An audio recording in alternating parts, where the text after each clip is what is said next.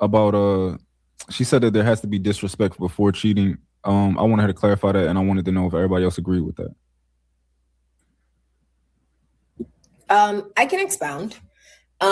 Whenever cheating happens, like it doesn't just come like in my opinion, I consider cheating to be a form of emotional abuse.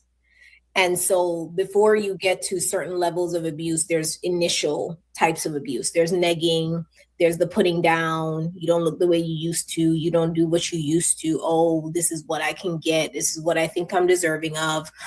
Whatever that may be. Oh, whoever makes this much money, they can do this for me. Like there's going to be something else that is causing you to second guess your place and your position in their life. And that is a form of disrespect, especially as a partner, because, you know, he's not even listening.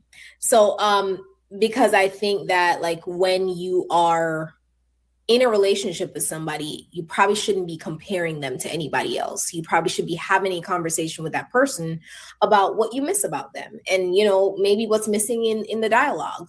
But oftentimes, whenever somebody has their eye on the outside, whenever somebody else has their eye on the outside, then what that typically means is that they're already thinking about it. So before physical cheating happens, emotional cheating happens, disrespect happens, insecurity happens, all of that happens.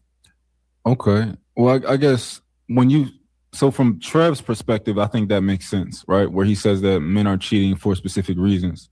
From my perspective, it's untrue because from where I come from. Oh, well, you said it, you cheat, period. Yeah, like no, I didn't say that I cheat. I didn't say that, but I said from where I come from, like the culture is like, I guy treat you like the best thing smoking. He's still gonna fuck something, you know. So you know, I don't think it's necessarily like you're being disrespected in different ways. You can think that y'all have a great relationship, and then just find out like you Where do cheated you on me. come from? I come from Philly. I come from inner Ladies, city. never go there. That's the dark lands where the sun does not shine. Yeah, but so I didn't mean specifically Philly. I just meant the inner city. At least the inner city black culture that I come from, which is in different places. Yeah, I'm from Chicago, and it's the same, right? Growing up, that's just what, to a certain degree, right? It almost becomes so much of a cultural norm that women are made to believe we just have to deal with it. Like men are just gonna cheat. It's just in their nature. It doesn't matter. He can be ugly. He can be fine. He can be in between. He cheating, right? That's just what you end up dealing with. So I agree with him on that one. And you don't have to have any cues beforehand. You don't have to be doing anything wrong. He just does it because he wants to. Ugly niggas cheating is wild. It happens though. Yep. Listen, and that it's always like I'm not arguing that. I'm not arguing that at all. I'm just saying that when I see it or when I think about it, there's certain niggas that I look at and I'm like, bro, you should probably not.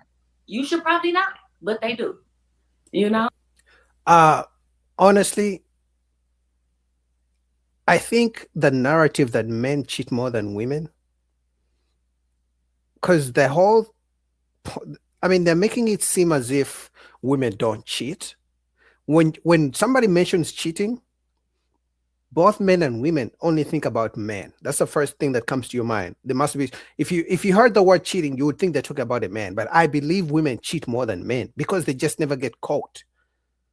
You feel me? So I think we need to change the narrative. Am I saying cheating is okay? I'm just saying the narrative that it's only men, because these women are speaking like as if they don't know that women cheat the same, if probably even more. It's because men get caught easily, and then the narrative runs that men cheat more. Oh, always cheating, but I think women cheat more. No argument. Is commitment a risk or responsibility? Both. Like, I agree with Willie. It's both. I look at some of the women that say they're married and have children and wonder like what the risk tolerance level that man has and why he didn't love himself, or like what value he has to place on himself to what he would marry that woman. And then I've seen men that I've gotten to know like outside of a surface level. And I'm like, bro, how do you have so many bitches? Like, it just doesn't. And I'm not talking about like the regular smuggler chicks. Like, he got like women that niggas really want. And it just doesn't make sense to me but then so when I leave with curiosity a lot of in real life and just like, hey, I ask and he's like, man, shit, I dog these hoes and women like men to the dogs. Or I see the girl, like, what made you marry him? And she being real, she's like, he just came at the right time. Like, so, and that tells me that, again, a lot of women are settling. I can't commit to someone that I feel is a risk. If I feel you're a risk, the fact that, one, you have to earn my commitment because of everything that comes with it. So I'm not in the position where I'm in the inferior position as far as leverage goes. So before I can just be like, hey, I'll commit to you, I have to do a risk assessment on you. Like, I look at your character, all those other things. But then for my internal piece, like, am I attracted to you enough to where at this phase, because this is probably the last phase of my life, I don't think there's much more evolving that I can become as a man. So in this phase of my life, do you fit what I'm looking for? Because if you don't, then I understand that, again, being in a position that I've earned where I can be ultra hypergamous, I know that that'll happen. Like, I'm very, very transparent about it. I left my ex-wife for somebody else. No issue with it. That's because I wasn't going to cheat. That's how then, we got back together later. So I don't have an issue, doing it. But at the same time, I don't ever want someone to think like, oh, okay, well, yeah, just committing to somebody is easy, y'all, whatever. That's the craziest shit in the world. I don't think those two things are like even opposites in this particular situation. All right, so I'll tie hands first and then Pretty, whichever one. I'm going to ask one question because Pretty had a hand up first. So, Willie, I just want to deep dive a little bit more if you want to expound. Go ahead. You left your ex-wife for somebody else because you felt like that was a level up and you didn't want to. No, not because it was level up. Because my ex-wife was giving me she just wasn't doing what I needed her to do. And so when I say I left her, I filed for divorce and left. Right. And then y'all got back together later? Yeah. That's crazy. Y'all still together now? Fuck no. Yeah. Should have known the first time, bro. That's crazy.